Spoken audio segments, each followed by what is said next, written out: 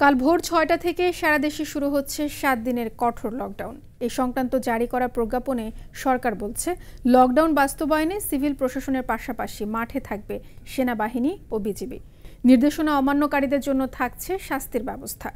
শিল্প কারখানা খোলা রেখে করোনা সংক্রমণ প্রতিরোধে লকডাউন কার্যকর করবে সরকার। খান আলামিনের রিপোর্টে দেখুন বিস্তারিত। করোনা সংক্রমণ প্রতিরোধে নানা বিধিনিষেধ দিচ্ছে সরকার, কিন্তু লাগাম টানা যাচ্ছে না। তাই এবার কঠোর কিংবা সর্বাত্মক লকডাউনের পথে হাঁটল সরকার, যেমনটা দেখা গিয়েছিল গত বছর করোনা সংক্রমণের প্রথম দিকে। রাত পোহালে শুরু হচ্ছে লকডাউন।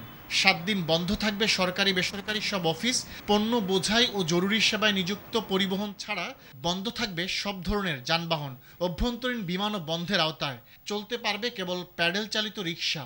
মার্কেট, শপিং মল, দোকানপাট, পর্যটন ও বিনোদন কেন্দ্র থাকবে বিধিনিষেধের আওতায়। জনসমাবেশ হয় এমন সামাজিক, রাজনৈতিক ও ধর্মীয় আচার অনুষ্ঠান করা যাবে না।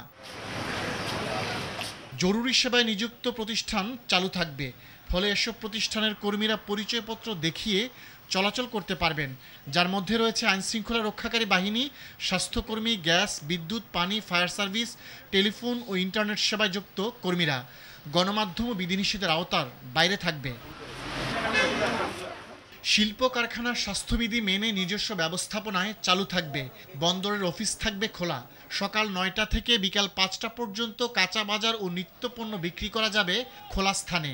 হোটেল, রেস্তোরাঁ সকাল ৮টা থেকে রাত ৮টা পর্যন্ত খাবার সরবরাহ করতে পারবে। চালু থাকবে আন্তর্জাতিক ফ্লাইট। যাত্রীরা টিকিট দেখিয়ে চলাচল করতে পারবেন।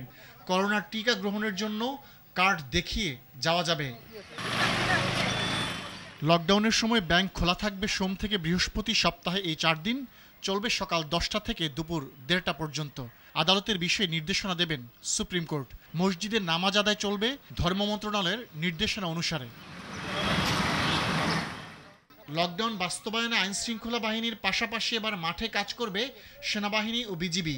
জরুরি প্রয়োজন ছাড়া বাড়ির বাইরে গেলেই জরিমানা বা শাস্তির ব্যবস্থা থাকছে। ডিএমপি কমিশনার জানিয়েছেন, রাজধানীর কোনো ক্লাব, বার খোলা থাকবে না। সঙ্গত কারণ ছাড়া বের হলে গ্রেপ্তার।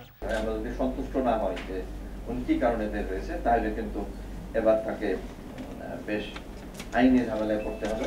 ম্যাজিস্ট্রেট দিয়ে তার জরিমানার ব্যবস্থা করা হবে। এর পাশাপাশি দণ্ডবিধির একটি ধারা আছে, ২৬৯ ধারা। এই ২৬৯ ধারা আমরা প্রয়োগ করব।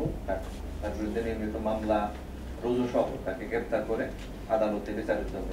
গত বছর করোনা সংক্রমণ শুরুর দিকে যেভাবে লকডাউন কার্যকর হয়েছিল, এবার তার চেয়েও গুরুত্ব দিয়ে বাস্তবায়ন করতে চায় সরকার। খান আলামিন, RTV, ঢাকা।